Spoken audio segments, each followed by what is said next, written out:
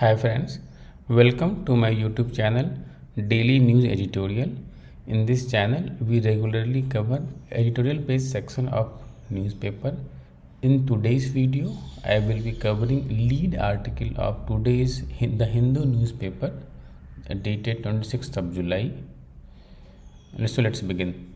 Joining the dots in the second coming of Pegasus. This time, Pegasus shines a light on the government for civil society to see it as a clear, accountable entity. Pegasus is not a stranger to our shores.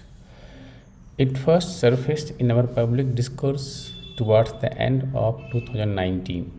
Researchers from University of Toronto's Citizen Lab called up some telephone numbers in our country and informed them that their WhatsApp chats were compromised. There were some stirrings, but the controversy died out quietly and disappeared from our public discourse. The attention was the attention then was predominantly on the issue of how secure WhatsApp was and how weak its claim of end-to-end encryption were.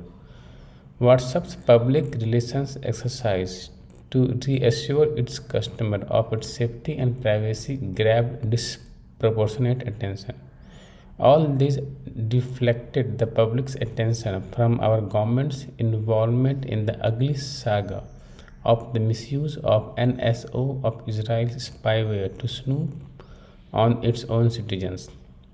Parliament and civil society let the government off easily. Perhaps the impression that the surveillance then was largely confined to the Bhima Koregaon happenings that contributed to its limited appeal. Signs of a surveillance state. Most of us failed to connect the dots.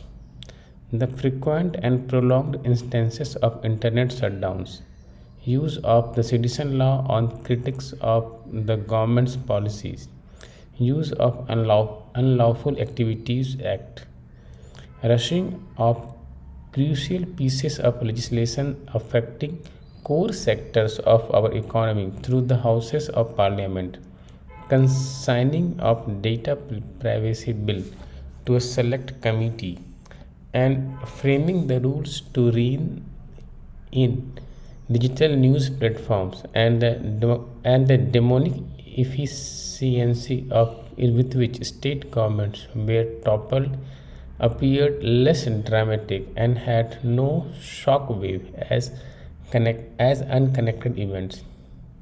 But if connected with each other and the Pegasus spyware running in the background, they present a picture of India's descent into a surveillance state. Treated separately, each one of those incidents caused little more than a few days of screaming headlines, reprimanding editorials, raucous prime-time television debates, weak and short-lived protests by political parties and right activists.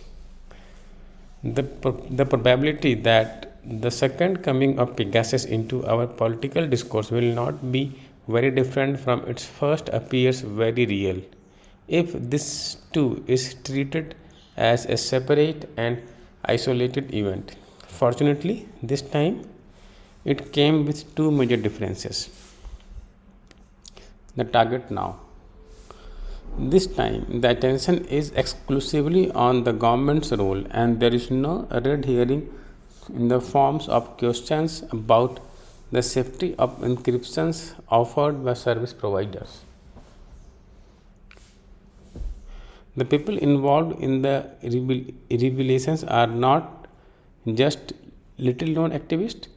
They range from the leader of opposition, a constitutional authority, a number of journalists, human rights activists, ministers in the government, ruling party leaders, several political leaders, serving or retired officers. The list also revealed that the government agencies made no distinction between state interest and the interest of the ruling party. The expansiveness The expansiveness of the global list of people named as intended targets of the spyware and the prestige of publications involved in cross border collaboration are indeed arresting. Pegasus' second coming has yet another distinction. It foregrounds the collusion between government and weapon grade surveillance tech that has no intermediary functions to confuse us. The episodes that were hitherto played out as government versus tech in our country allowed the combatant allowed the combatants to compete for our support. The government and the tech companies claimed to fight one another on our behalf. However, they were actually fights between tech and government for possession and control of our data. Government sought its possession to control society, to eliminate dissent and opposition, but it tried to portray to us that it sought to tame the tech companies to protect our interests, privacy, and the security of the realm. Tech companies sought to possess our data set to make prediction product out of them and sell them to advertisers. Both the government and tech companies vied for surveillance over us, one for control and other for profits. However, there is always the undetected possibility of these interests coalescing. In the case of Pegasus, the collusion is evident. The NSO group does not compete with the government for the possession of data surplus of its application. It is pure and simple provider of surveillance as a service to the government. In the event, Pegasus this time shines a light on the government for civil society to see it as a clear accountable entity. Government stonewalling.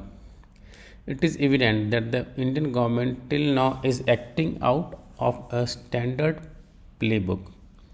It is it is stonewalling. It has so far evaded the essential questions that are raised by the revelations.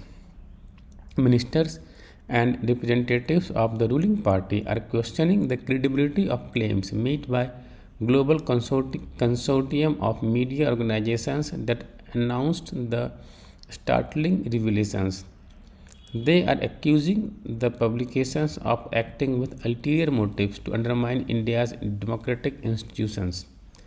Supporters of the government's narrative charge the publications with attempting to defame the country. The government's and its supporters' defense so far is essentially semantic quibble and based on raising doubts on the source of the telephone numbers that the media consortium says it from a leaked list accessed by media portal Forbidden Stories. The uncommonly cautious wording of the preface of the consortium's admittedly limited claims to their findings is sought to be used to undermine the extraordinary significance of its revelations. The consortium desisted from making sweeping claims.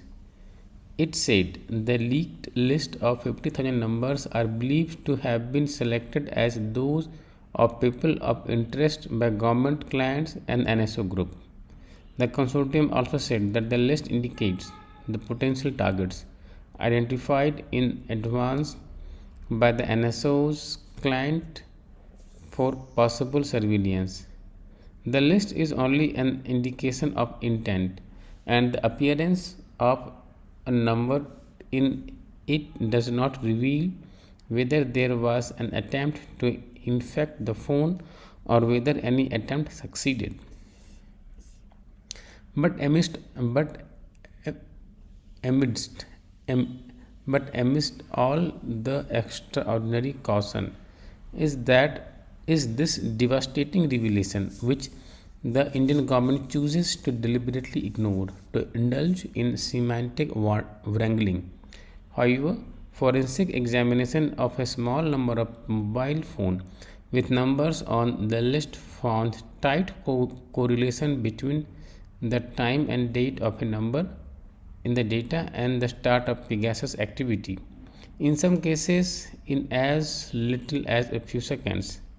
Amnesty International's forensic lab found that the 62 phones examined, 23 were infected and 14 showed signs of attempts to penetrate.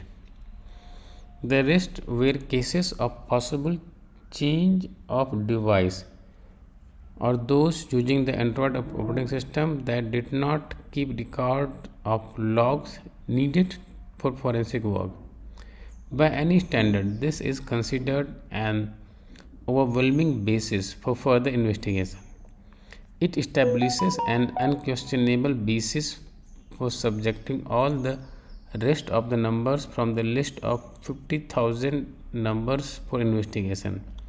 And in India's case, all the 300 numbers from the country that were found in the list.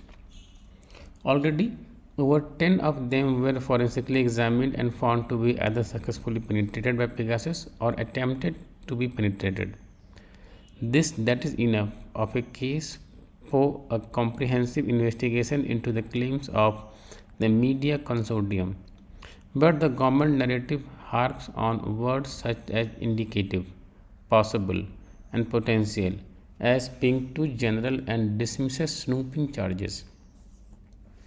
The Indian government's defense rests on questioning of rests on questioning the sources of the list has little merit. Investigative journalism is under no obligation to reveal its sources. In fact, it is ethically bound to not reveal in order to protect the identity of its sources. As important as the question that the government forcefully articulates in its remorseless stonewalling of the most important question repeatedly asked of it, it does not tell us in unequivocal terms whether it has or has not purchased the Pegasus spyware. It did not answer that question during the country's first brush with the spyware in 2019 too. Even today, it seems to be firm in its resolve not to answer.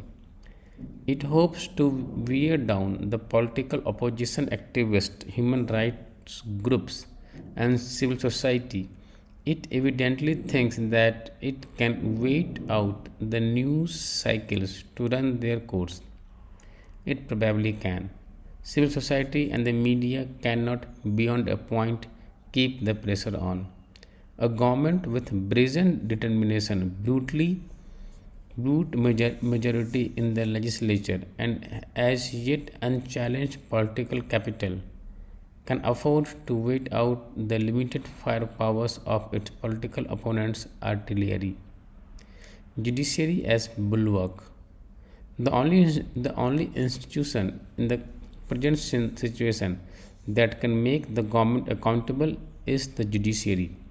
The track record of our top court on major issues of defining importance to our national life is at best mixed in the recent past.